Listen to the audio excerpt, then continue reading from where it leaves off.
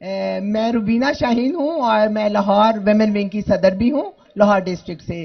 میرا سوال آپ سے یہ ہے کہ 2018 میں ہماری گورنمنٹ آئی. میں آپ سے یہ پوچھنا چاہتی ہوں کہ جو بھی آپ کے اور ہمارے سب کے پارٹی کے اقدامات تھے, پالیسیز تھیں, ہم نے کتنی اچیومنٹ کی اور اس میں کیا کیا رکاوٹیں آئیں. دوسری بات یہ ہے کہ 2023 میں انشاءاللہ ہم الیکشن 2/3 میجورٹی سے جیتیں گے. آپ کیا پلاننگ کر رہے ہیں کہ ہم ایک اس سے بھی بہتر حکومت کریں, اور ہم خواتین کے لیے آپ کی کیا گائیڈ لائن ہے؟ Thank you. السلام علیکم خان صاحب, میرا نام شیرین نواز ہے. میرا کوشچن ہے ریگارڈنگ بیوروکریسی ان پاکستان. میں آپ سے یہ پرسیو جو میں کرتی ہوں اور جو بہت اور لوگ بھی پرسیو کرتے ہیں کہ ہمارے سسٹم کا جو فیلئر ہے دیٹ لائز ان بیوروکریسی. تو کیونکہ بیوروکریسی جو ہے ان کا کوڈ رول کرنا ہے, سرو کرنا نہیں ہے. تو میرا کوشچن یہ تھا اپنے most resilient and out standing leader سے کہ ہم اس کو جب آپ انشاءاللہ آپ آئیں گے 3/4 میجورٹی کے ساتھ تو اس کو کس طرح ریفارم کریں گے؟ تھینک یو سو مچ. جی شکریہ. اچھا جی, پہلا سوال آپ نے پوچھا کہ ہم نے جب ہمیں گورنمنٹ ملی تو ہم نے الیکشن کا پروسیس کو ٹھیک کرنے کے لیے کیا کیا. ہم نے 2 کام کیے. ایک تو ہم نے اوورسیز پاکستانیز کی ووٹنگ کو ان کو حق دلوایا. تقریباً 1 کروڑ بیرون ملک پاکستانی ہے اور وہ بڑے قیمتی لوگ ہیں ہمارے. تو ہم نے پوری کوشش کی اور قانون پاس کیا کہ ان کو ووٹنگ کا حق مل جائے. تو پہلے تو یہ کیا, کیونکہ 1 کروڑ آپ کے ایسے لوگ جو سب سے زیادہ پیسہ بھیجتے ہیں, جن کی محنت کے اوپر پاکستان چلتا ہے, تو ان کو ووٹنگ کا حق ملنا چاہیے تھا. دوسری چیز, 2 سال میں نے کوشش کی ای وی ایم مشینز لانے کے لیے. اب یہ آپ نے سمجھ رہا ہے کہ ای وی ایم مشین کیا مطلب ہے اس کا. الیکٹرانک ووٹنگ مشین یہ ایک ایسی چیز ہوتی ہے, یہ جو دنیا میں بہت ملکوں میں اب چل پڑی ہے. وہ ہوتا کیا, جیسے الیکشن, اچھا اس میں جس طرح آپ ایک سپر مارکیٹ میں جاتے ہیں تو وہ ایک کیش مشین پڑی ہوتی ہے, اس کے اوپر وہ جب آپ کہتے ہیں نا وہ ساری قیمتیں لگا کے, تو اینڈ میں پھر وہ دباتا ہے تو وہ ساری پورا آپ کا بل آ جاتا ہے. یہ بالکل وہ چیز ہوتی ہے. وہ سارا دن وہ 2 چیزیں ہوتی ہیں. ایک آپ بتاتے ہیں کہ جس کے لیے بھی ووٹ کرنا ہے تو وہ آپ دبا دیتے ہیں, اور اس کے ساتھ جیسی آپ دباتے ہیں ایک پیپر ٹریل بھی نکلاتی ہے علیحدہ کہ آپ کے پاس کاغذ بھی آ جاتا ہے کہ آپ کے پاس آپ نے ووٹ کسے دی ہے. تو وہ جب سارا دن ووٹنگ ختم ہوتی ہے تو وہ پھر ایک بٹن دباتے ہیں اور رزلٹ آ جاتا ہے. اس کا کیا مطلب ہے؟ اس کا مطلب یہ ہے کہ جو ساری دھاندلی ہوتی ہے الیکشنز میں وہ تقریباً 90% دھاندلی ختم ہو جاتی ہے. کیونکہ جیسے ہی ووٹ آپ کی پولنگ ختم ہوئی, آپ کا رزلٹ آ گیا. 90% دھاندلی ہوتی ہے اس کے بعد, جب وہ پولنگ ختم ہوتی ہے اور جب رزلٹ ڈکلیئر کرتے ہیں. تو آج جو 90% چیٹنگ کی جاتی ہے, ووٹ ایکسٹرا ڈالی جاتی ہے, ڈبل سٹیمپ کیے جاتے ہیں, تھیلیاں غائب ہو جاتی ہیں, وہ سب اس کے بعد شروع ہوتی ہیں. تو اس سے 90% دھاندلی ختم ہو جانی تھی. لیکن نہ ان 2 پارٹیز نے آنے دیا. ہم نے قانون بھی جب پاس کر دیا, اس کے باوجود انہوں نے آتے ساتھ ہی ای وی ایم مشین ختم کر دی, اور انہوں نے 2 سال ہمیں آنے نہیں دیا. اور ان کے ساتھ مل گئی الیکشن کمیشن. الیکشن کمیشن کو کنٹرول کرتے تھے ہینڈلرز بھی نہیں یہ چاہتے تھے, کیونکہ وہ جب انجینئرنگ کرتے ہیں رزلٹس کی تو ان کو بھی یہ ٹائم چاہیے جس میں وہ رزلٹ بدلتے ہیں. تو 2 سال کی کوشش کے باوجود ہم نے جب فائنلی ووٹنگ مشینز کا کروایا, آتے ساتھ ہی اس امپورٹڈ کرپٹ گورنمنٹ نے پہلی چیز کی کہ ای وی ایم مشینز ختم کر دی. بہرحال انشاءاللہ اللہ موقع دے گا تو پہلی چیز ہم نے پھر ووٹنگ مشین لے کے آنی ہے, کیونکہ اگر ہم نے دھاندلی ختم کرنی ہے تو وہ ای وی ایم مشین سے آئے گی. دوسرا آپ کا کوشچن تھا 2018 گورنمنٹ میں ہم نے کیا سبق سیکھے, کیا کر سکے, کیا نہیں کر سکے. سب سے پہلے تو بہت بڑی اچیومنٹ تھی, اکانومی بینکرپٹ تھی. یاد رکھیں جب ہم سب سے بڑا ہمارا پرابلم ہوتا ہے ڈالرز کم ہو جاتے ہیں پاکستان میں, تو جب ہم تھے تو تقریباً 9 ارب ڈالر کے ریزروز تھے پاکستان میں. تو جب انہوں نے ہماری گورنمنٹ گرائی تو 16 ارب ڈالر کے ریزروز پہنچ چکے تھے. لیکن ریزروز ہی ہمارے نہیں بڑے تھے, ہمارا 23 ارب ڈالر آمدنی ہم نے بڑھا لی تھی مزید. یعنی جو اضافہ ہم نے آمدنی بڑھائی تھی وہ 23 ارب ڈالر تھی. وہ کیسے؟ ہم نے ایکسپورٹس بھی ریکارڈ کر دی. ہماری ایکسپورٹ تقریباً 33 ارب ڈالر پہ پہنچ گئی, 31 ارب ڈالر پہ ریمیٹنسز پہنچ گئی. تو ڈالر سب سے زیادہ پاکستان میں آنے شروع ہو گئے. اور اس کے باوجود کہ دنیا میں تیل کی قیمتیں آسمانوں پہ چلی گئی, کموڈٹی سپر سائیکل تھا, اس کے باوجود ہم نے اکانومی بینکرپٹ اکانومی سنبھالی. کورونا کے 2 سالوں کے باوجود ہم نے 17 سال میں بہترین اکنامک پرفارمنس دی. لیکن ہم کیا نہیں کر سکے؟ ہم قانون کی بالادستی نہیں قائم کر سکے. جو میری مشن ہے کہ انصاف پاکستان میں لانا, وہ ہم نہیں کر سکے. اب وہ کیوں نہیں کر سکے؟ کیونکہ پاور تھی, نیب تھی جنرل باجوہ کے نیچے. جب تک نیب بڑے بڑے اس ملک کے مگرمچھ ڈاکوؤں کو نہیں پکڑ کے قانون کے نیچے نہیں لے کے آتی, تو قانون کی حکمرانی قائم نہیں ہو سکتی. تو ہم نے پہلی دفعہ, آپ یہ سمجھے کہ ہمارے دور میں, اس سے پہلے 18 سال میں نیب نے جو ٹوٹل پیسہ ریکور کیا تھا وہ 280 ارب روپیہ تھا. یہ غور سے سنیں, 18 سال میں نیب نے 280 ارب روپیہ ریکور کیا تھا. ہمارے 3.5 سالوں میں 480 ارب روپیہ پاکستان نے ریکور کیا نیب نے, کیونکہ ہم نے کسی کو روکا نہیں, ہم نے نیب کو کام کرنے دیا.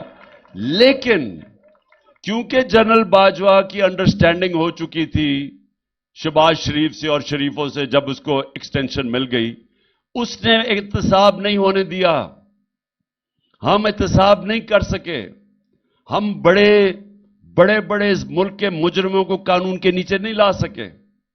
اور اس کی ایک اور بھی وجہ تھی کہ ہمارے پاس اتنی پاور ہی نہیں تھی, ہماری کولیشن گورنمنٹ تھی, ہم کمزور تھے.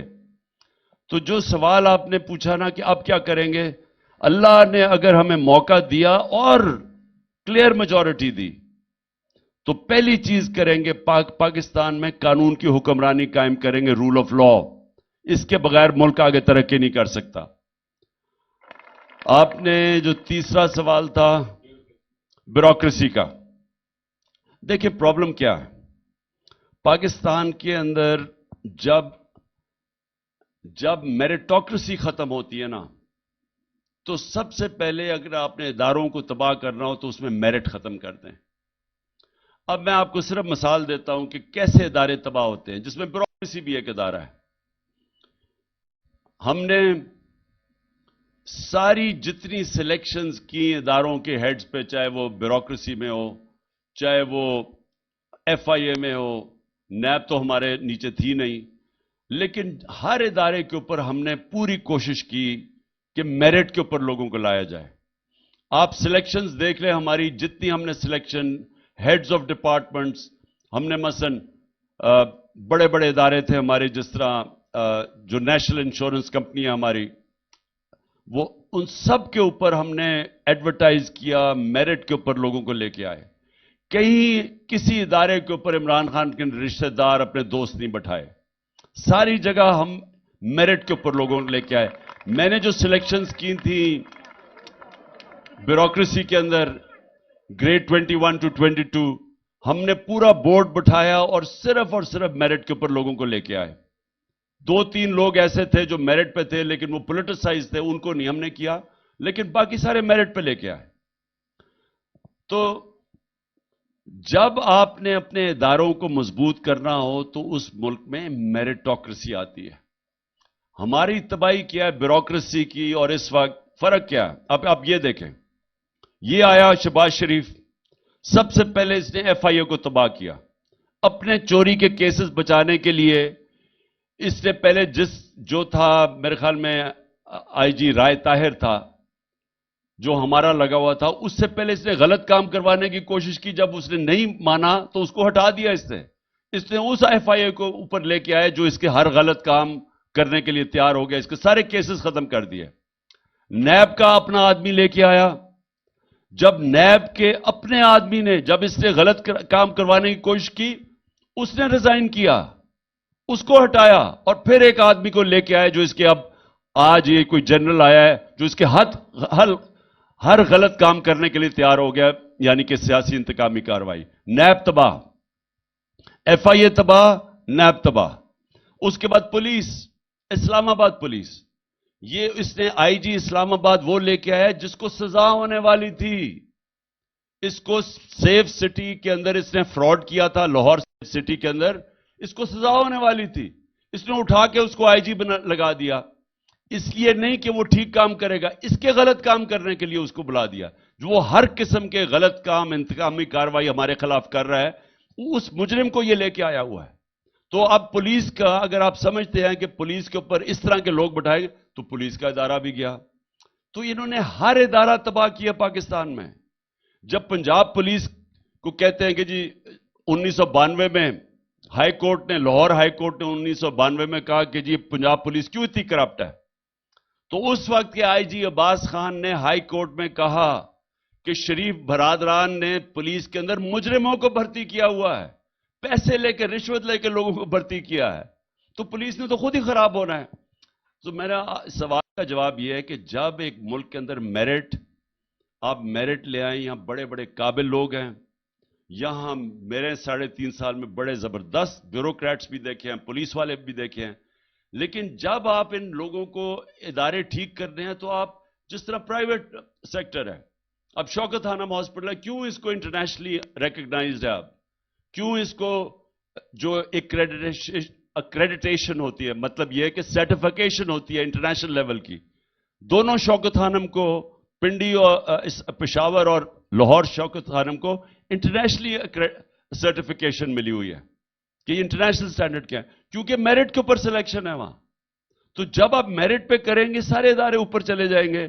یہ جو اوپر آ کے لوگ بیٹھ گئے، انہوں نے تو نہ یہ خود میرٹ پہ ہیں، خود ان کو سلیکٹ کر کے لایا گیا ہے، آکشن کے اوپر وہ آئے ہیں، انہوں نے نیچے سارے ادارے بھی تباہ کر دیے ہیں. تو ملک تو ایسے تباہ ہوتے ہیں.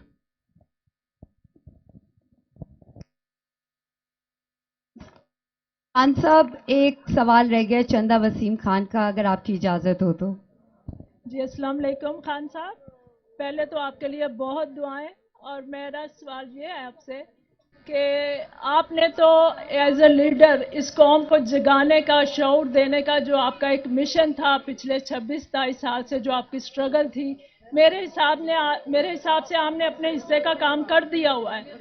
اب میں as a being a nation یہ سوچتی ہوں کہ آپ کو ہم قوم میں کیا کمی لگتی ہے کہ ہم کس چیز کا انتظار کر رہے ہیں کہ اس اسٹیبلشمنٹ کے فیصلوں کا، کہ جس نے 75 سال سے صرف ایک ادارے کو مضبوط کیا ہے، اس عدلیہ کا جس کا اس دنیا میں 140 میں سے 130 نمبر پہ ہے، یا یہ میڈیا کا جو حق اور سچ کو، مطلب اگر اس کی تجوریاں بھر دی جائیں تو یہ حق اور سچ کے ساتھ کھڑا ہونا چھوڑ دیتا ہے، یا ان پولیٹیشنز کا جنہوں نے کہ 40-45 سالوں سے صرف لوٹ مار کی اور اس قوم کو آج بھی بنیادی ضروریات سے محروم رکھا ہوا ہے. کیا ہم جو آئین کو اب آ کے قانون کو توڑیں، کیا اب ہم ان لوگوں کی طرف دیکھ رہے ہیں؟ آپ کو کیا لگتا ہے کہ ہم قوم میں ایسی کیا کمی ہے کہ ہم سری لنکا کے لوگوں کی طرح سڑکوں پہ خود سے نہیں نکلتے، ہم ترکی کے عوام کی طرح سے اپنے ملک کو خود نہیں بچاتے؟ ہم میں ایسی کیا کمی ہے کہ ہم آپ کی کال کا انتظار کرتے ہیں؟ ہم دیکھتے ہیں کہ آپ نے ہمیں پلیٹ میں رکھ کر آزادی دینی ہے یا بدلا ہوا نظام دینا ہے، تو پھر یہ ملک بدلے گا. ہم کیوں نہیں خود نکلتے گھروں سے؟ ہم آپ کی کال کا انتظار کیوں کرتے ہیں؟ آپ صرف مجھے یہ بتائیں کہ ہم قوم میں کیا کمی ہے، اس قوم میں کیا کمی ہے؟ آپ کو اس 26-27 سالوں میں کیا لگا کہ اس قوم میں ابھی کیا کمی ہے؟ ہماری تربیت میں، آپ کے اس مشن میں بھی کیا کمی رہ گئی ہے؟ Thank you. دیکھیں جی، میں آپ کو پہلے تو بتاؤں کہ سب چیز کا حل ایک ہی ہے. آپ نے بتایا نا کہ ہماری بیوروکریسی نہیں کام کرتی، یعنی ہماری جو آپ نے ساری باتیں بتائی ہیں بالکل ٹھیک ہے کہ دیکھیں یہی پاکستانی ہیں، اور کیونکہ مجھے موقع ملا پاکستان سے باہر جانے کا، میں پڑھنے گیا پہلے باہر، کرکٹ کھیلتا تھا باہر، تو مجھے باہر کے معاشرے خاص طور پہ برطانیہ کو اندر سے میں نے معاشرہ دیکھا، تو میں اس نتیجے پہ تب ہی پہنچ گیا تھا کہ اگر ایک معاشرے کے اندر انصاف نہیں نہ ہوگا وہ معاشرہ ترقی نہیں کر سکتا، اور انصاف ہر چیز کا ہے، یعنی انصاف ہر چیز کا حل ہے۔ میرٹ کیا ہے؟ میرٹ انصاف ہے، یعنی آپ نے کسی کو جو عہدہ اس کو جو وہ ڈیزرو کرتا ہے، یعنی اگر میں امتحان میں سب سے ٹاپ آ گیا تو مجھے عہدہ ملنا چاہیے، مثلا جو وہ ریکوائرمنٹ ہے، جو وہ کوالیفیکیشن چاہیے، لیکن عہدہ کسی اور کو مل جاتا ہے، ادھر سے تباہ ہوتا ہے وہ ملک۔ آپ مجھے یہ بتائیں کہ کرکٹ ٹیم، اگر کرکٹ ٹیم کے اندر سفارشی آپ ڈال دیں گے وہ ٹیم جیتے گی نہیں، دنیا کا مقابلہ کیسے کرے گی؟ ٹیم تو تب جیتے گی جب بہترین میرٹ کے اوپر ملک کے بہترین کھلاڑی اس ٹیم میں آئیں گے تو مقابلہ کرے گی نا۔ آپ یہ سوچیں کہ پاکستان 23 کروڑ کا ملک ہے، ہم کیوں نہیں دنیا میں سپورٹس میں مقابلہ کر سکتے؟ آپ سوچیں اولمپکس کے اندر پاکستانیوں کا نام ہی نہیں ہے، 23 کروڑ کا ملک، وہاں 50-50 60-60 لاکھ کے ملک ہیں جدھر زیادہ گولڈ میڈل جیت جاتے ہیں، اور ہم 23 کروڑ کے لوگ گولڈ میڈل نہیں جیتے، کیونکہ ہمارا جو سارا سسٹم ہے وہ جو، اگر آپ اپنا سپورٹ دیکھیں جو پاکستان بنا ہوا ہے، یعنی اولمپکس کے اندر ہماری ڈیلیگیشن جاتی ہے، کھلاڑی کوئی نہیں ہوتا، وہ سارے بڑے بڑے وہ پھول لگا کے اور وہ سارے چلے جاتے ہیں اور عیاشی کر کے آ جاتے ہیں، کیونکہ وہاں جب میرٹ ہی نہیں ہے، جب ایک سسٹم کے اندر میرٹ نہیں ہے وہ دنیا کا مقابلہ نہیں کر سکتا۔ سو سب سے بڑی میرٹ آتی کیسے؟ انصاف سے۔ جب آپ ایک ملک کے اندر انصاف کا نظام لے آتے ہیں اس کا دوسرا فائدہ میرٹ ہوتا ہے۔ اب آپ پولیٹیکل پارٹیز دیکھ لیں، اب یہ جو دو پارٹیز ہیں بڑی بڑی جو تھیں بڑی بڑی، اب یہ سکڑ کے چھوٹی سی ہو گئی ہیں اور الیکشن سے بھاگ رہی ہیں، ہم کہہ رہے ہیں اور میچ کھیلو، وہ بھاگ رہی ہیں کیونکہ ان کی پارٹیز ہی ختم ہو گئی ہیں۔ کیوں ختم ہوئی ہیں؟ ختم اس لیے ہوئی ہیں کہ ان کے سوائے خاندان کے اور کوئی پارٹی میں اوپر ہی نہیں آ سکتا۔ اب مجھے یہ بتائیں کہ چودھری نثار کا اور مریم نواز کا کیا مقابلہ ہوگا؟ وہ 40 سال سے پالیٹکس کر رہا ہے، اس کو نہیں، اور اپنی بیٹی کو اس نے لا کے بٹھا دیا۔ تو جب ادھر دوسری طرف دیکھ لیں کہ ادھر اعتزاز احسن اور بلاول بھٹو کا کیا مقابلہ ہو سکتا ہے؟ اعتزاز احسن ایک وہ پولیٹیشن، وہ ایک ذہن، یعنی سب ریسپیکٹ کرتے ہیں اس کی ایز اے پارلیمنٹیرین سب ریسپیکٹ کرتے ہیں، ایز اے لائر سب ریسپیکٹ کرتے ہیں۔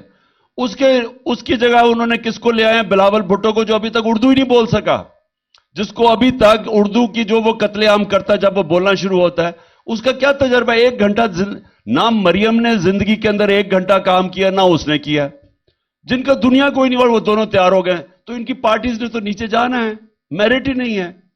تو میرٹ کا سسٹم ہوتا ہے انصاف کے ساتھ جڑا ہوا۔ پاکستان کی جو سب سے بڑا مسئلہ یہ ہے کہ یہ اب تماشا دیکھیں نا پاکستان میں ہو کیا رہا ہے۔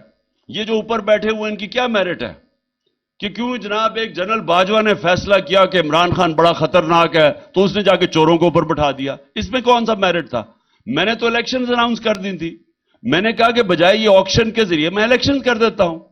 بدقسمتی سے عدالت نے سو موٹو ایکشن لے کے انہوں نے میری جو الیکشن کی تھی وہ نہیں مانی، اور وہ پھر آپ کے سامنے نتیجہ ہے۔ لیکن ہم نے قبول کیا کیونکہ ہم نے کبھی سپریم کورٹ کے خلاف کوئی جو بھی ان کے فیصلے تھے ہم نے قبول کر لیے۔ لیکن جو آپ اپنے آخر میں بات کی کہ لوگ نکلتے کیوں نہیں ہیں، دیکھیں لوگوں کا مسئلہ سب سے بڑا یہ ہے کہ ہم نے 100 سال انگریزوں کی غلامی کی۔ جب انگریزوں کی غلامی کی اور ہمیں آزادی ملی اور وہ ایک قائد اعظم کی اور پھر ان کے ساتھ ان کے لوگ تھے، انہوں نے بڑی جدوجہد کی، خاص طور پہ قائد اعظم کی قربانی، اس کی وجہ سے ہم آزاد ہو گئے۔ لیکن جو ملک میں نظام نے لوگوں کو آزاد کرنا تھا وہ نظام نہیں آیا۔ ہم انگریز کی غلامی سے جو اوپر ہمارے بیٹے سربراہ، انہوں نے بھی وہی حرکتیں کرنی شروع کر دی جو انگریز کرتا تھا۔ لوگوں کو تو آزاد کیا ہی نہیں کبھی، کیونکہ وہ انصاف کا نظام کبھی آیا ہی نہیں جس میں सब अवाम एक बराबर हो गए। यहां छोटा सा इंग्लिश मीडियम तबका आ गया, हमारी तरह के लोग HSN कॉलेज इंग्लिश मीडियम में चले गए, हमें अच्छी अच्छी नौकरियां मिलनी शुरू हो गई, हम सारे ऊपर चले गए। वो बेचारी जो आम आवाम थी उनको उर्दू मीडियम डाल दिया, को उनको वो ऊपर ही नहीं आ सकते थे, उर्दू मीडियम भी खत्म हो गया, फिर प्राइवेट स्कूल्स आ गए, तो थोड़ा सा तबका एक तरफ चला गया। बाकी लोगों को तो हमने, जिसको कहते हैं लेवल प्लेइंग फील्ड, वो दी नहीं हमने कभी लोगों को। कभी हमने मजदूरों को उनके हकूक नहीं दिए, हमने कभी कमजोर लोगों को हकूक नहीं दिए, हमने कभी जो घर में हमारे मुलाजिम हैं, आप घर में मुलाजिम देखें यूरोप के अंदर, उन सब के हकूक हैं, हमारे मुलाजिमों के हकूक ही नहीं है। तो जब तक आप लोगों को आजाद नहीं करते, जब तक लोगों को समझ नहीं है कि आजादी होती क्या, वो आती है इंसाफ से, राइट से, ह्यूमन राइट से। आप ये देखें कि जो फतह करने आता था हिंदुस्तान को, वो जैसे ही ऊपर से निकलता था पहाड़ों से, खैबर से या वो अफगानिस्तान से, वो सीधा दिल्ली पहुंच जाता था, कोई रास्ते में रुकावट नहीं होती थी, क्योंकि लोग तो गुलाम थे, फ्यूडल सिस्टम में अवाम तो गुलाम थी, उनको क्या फर्क पड़ता था कौन जो मर्जी बाहर आके फतह कर ले, तो कोई लड़ाई नहीं होती थी। दूसरी तरफ अफगानिस्तान चले जाएं, अफगानिस्तान के अंदर जब भी कोई आया फतह करने के लिए, वो सारी कौम खड़ी हो गई उनके अगेंस्ट। वो बरतानिया ने 19वीं सदी में उनके ऊपर कोशिश की, वो सारे खड़े हो गए, वो वहां से भागे। रूसी 20वीं सदी में हारे, अब आके 21वीं सदी में अमेरिकन, क्योंकि कौम खड़ी हो जाती है, वो गुलामी कबूल नहीं करती, क्योंकि वो हमेशा आजाद लोग रहे हैं। हमें अभी तक पूरी तरह आजादी की समझ नहीं है, लेकिन मैं पहली दफा देख रहा हूं कि मेरे नौजवानों को पहली दफा समझ आई है आजादी की। और जो मैं आगे देख रहा हूं कि अब ये कोई भी लोग इनको अब गुलाम नहीं इंशाल्लाह बना सकेंगे। और कल आप सब ने निकलना मेरे साथ, हम जो निकलेंगे अपनी रैली के ऊपर, हमने असल में जब आप सुप्रीम कोर्ट और कानून की हुक्मरानी और आइन के साथ खड़े होते हैं, असल में आप अपनी आजादी के साथ खड़े हैं। जो